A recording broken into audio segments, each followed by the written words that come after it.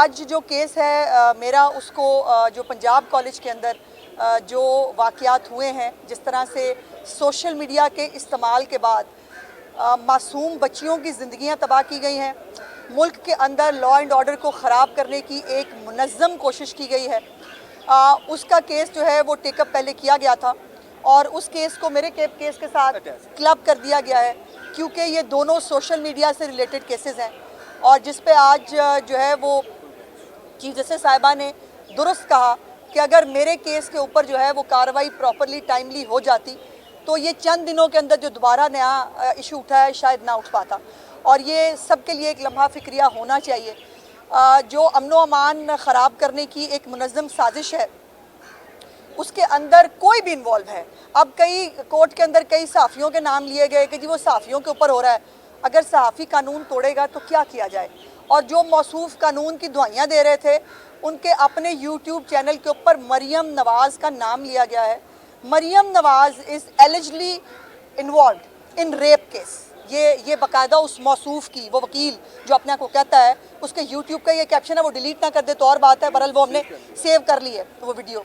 और ये हालात हैं कि और फिर एक बच्ची नहीं, उस एक बच्ची के नाम पे 3 मुख्तलिफ बच्चियों की तस्वीरें लगा के उनकी ज़िंदगियां भी ख़राब की गई हैं। मैं नाम नहीं लेना चाहती उन बच्चियों को, उनके साथ पहले बहुत बुरी हो गई है फॉर नो रीज़न। एक और बच्ची ने चीफ मिनिस्टर साहिबा से रब्ता किया और उसने कहा कि मेरी बहन जिसकी अभी नई नई शादी हुई है, उसकी तस्वीरें लगा के कहा गया है कि ये अलेजडली ये रेप विक्टिम है और वो हैप्पीली मैरिड है अपने घर के अंदर। उसकी तस्वीर इस्तेमाल हुई है। फिर एक बच्ची जो प्रोटेस्ट के अंदर बेहोश हुई थी, उसकी एक वीडियो आई बेड के ऊपर, उन्होंने कहा जी ये है वो अलेजडली रेप जो बच्ची जिसके साथ रेप हुआ है। खुदा का खौफ करो भाई, क्यों तुम लोगों को अपने अगर घर की बच्चियां अगर कईयों को नहीं दी अल्लाह पाक ने, या अपनी बच्चियों का लिहाज, शायद मुझे तो लगता वो भी नहीं होगा, दूसरों की बच्चियों को लिहाज कर लो। अपनी सियासत के आगे इतना क्यों गिर रहे हैं? और मेरी रिक्वेस्ट है उन वालदैन से जिनके बच्चे ईंधन की तरह इस फसाद के लिए इस्तेमाल हो रहे हैं। मुझे कल बहुत तकलीफ़ हुई कि जब मैंने मुख्तलिफ वो फुटेजेस देखे जिसमें वालदैन बाहर पुलिस स्टेशनों के बाहर खड़े रुल रहे हैं और वो रो रहे हैं और उनको नहीं पता कि उनके बच्चों ने क्या क्या कर दिया है। जिस तरह से प्रॉपर्टीज़ जलाई गई हैं, बिल्कुल 9 मई पार्ट 2 वाली लूटमार की गई है। वहाँ पर स्कूलों और कॉलेजों के बच्चे जो हैं वो लैपटॉप लूट रहे हैं, वो डेस्कटॉप लूट रहे हैं, वो चीज़ें लूट रहे हैं, फिर वो खुश हो रहे हैं जैसे बहुत बड़ा एडवेंचर किया है। ये क्या सिखा दिया हमने अपने मुल्क के यूथ को?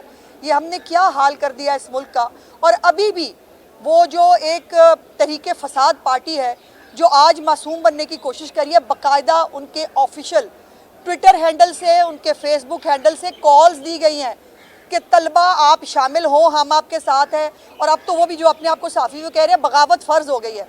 जो अपने मुल्क के ऊपर बगावत को फ़र्ज़ करार दे रहे हैं, उनको ना पूछा जाए, उनको ना देखा जाए, इस मुल्क को आग लगने दें।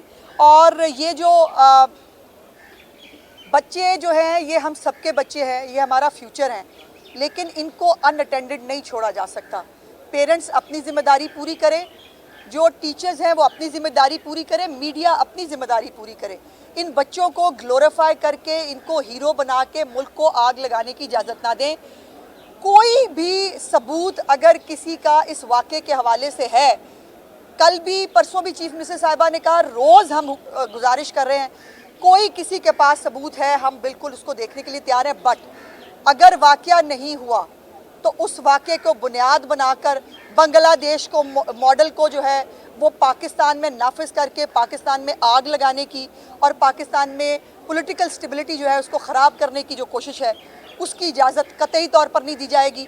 उसके अंदर कोई भी इन्वॉल्व हो, किसी सहाफ़ी को, किसी सियासतदान को, किसी वकील को, किसी स्टूडेंट को ये लाइसेंस नहीं है कि वो मुल्क के अंदर अमन व अमान को ख़राब करे, बगावत की कॉलें दे और जो है वो लोगों को उकसाए रियासत के ख़िलाफ़।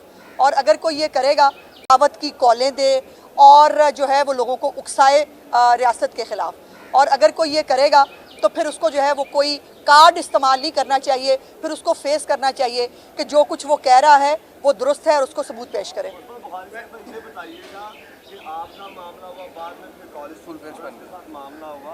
मैंने पहले भी ये सवाल किया था आपसे कि क्या रियासत इतनी कमजोर है कि वो अपने मुल्क में डिजिटल मीडिया को या सोशल मीडिया को कंट्रोल नहीं कर रियासत पाती? बिल्कुल कमज़ोर है, रियासत बिल्कुल कमज़ोर है। कल आपने देख नहीं लिया, एक वो शख्स, वो अल्लाह जाने वो वकील हैं कि नहीं, जज साहब हैं कोई, 3.2 मिलियन व्यूज़ हैं और उसमें उसने कहा कि वो बच्ची खुदा न खास्ता मर भी गई है, वो रेप विक्टिम भी है और वो मर भी गई है।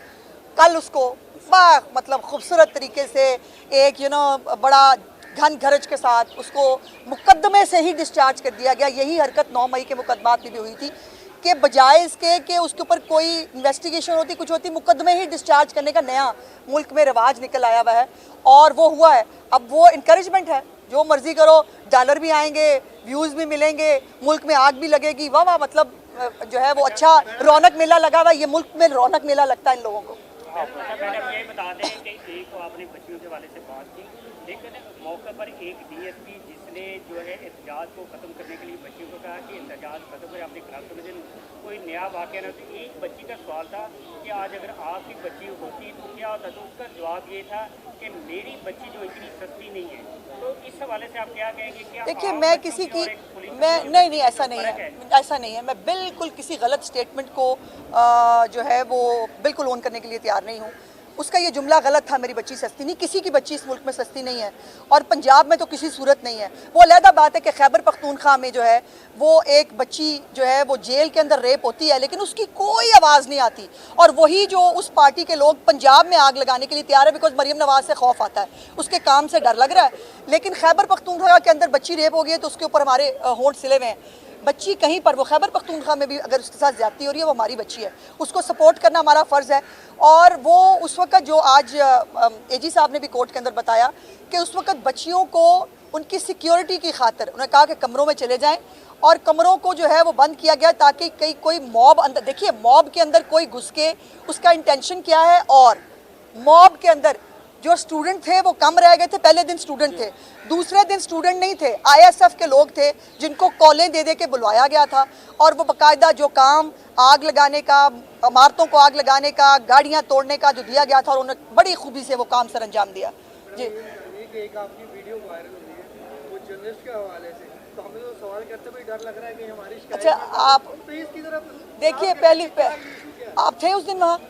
अच्छा, आप सब लोग में से काफ़ी लोग थे और मैंने ये बात आज भी की। मैं बहुत तकलीफ़ है मुझे कि जो लोग नहीं थे उनको ये अल्लाह पाक का इख्तियार भी मिल गया है कि वो नीयतों के हाल भी जानता है। मेरी गलती है कि मैं इन सब को, बेटा, भाई, बच्चे, और ये तो मैंने कहा कि मेरी तो आदत है कि जैसे बड़ी बहनें नहीं लाड करती, तुझे मैं ठीक कर दूंगी, तुझे मैंने 2 लगा देनी है।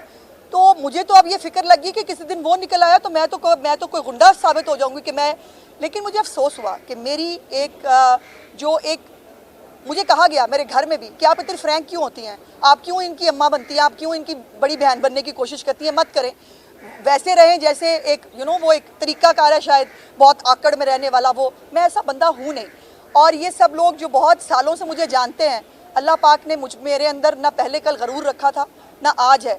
और मैं अब भी अपने केस के साथ साथ जो रूडा के अंदर आपका केस फंसा हुआ है, जिसको मैंने आज फिक्स कराया है अर्ली हेयरिंग के लिए, मैं उस कोर्ट में जा रही हूँ। मेरे से जो हो पाएगा मैं करूँगी, लेकिन अब जो है वो मुझे आप लोगों से बात करते हुए डर लगेगा कि पता नहीं मेरी किस बात को जो है कराची, इस्लामाबाद में बैठ के लोग जो है वो क्या ले लेंगे। इनसे पूछे इनको मैं कितनी धमकियां देती हूँ। और आज जब मैं आई सुबह तो मैंने इनको कहा, मैंने कहा खबरदार मुझे किसी ने आपा कहा। फिर मैंने कहा ओहो हो भाई, ये खबरदार जो है ना वो मेरी माफ़ी मकबूल कर लेना, ये खबरदार फिर धमकी हो जाएगी। बहुत शुक्रिया।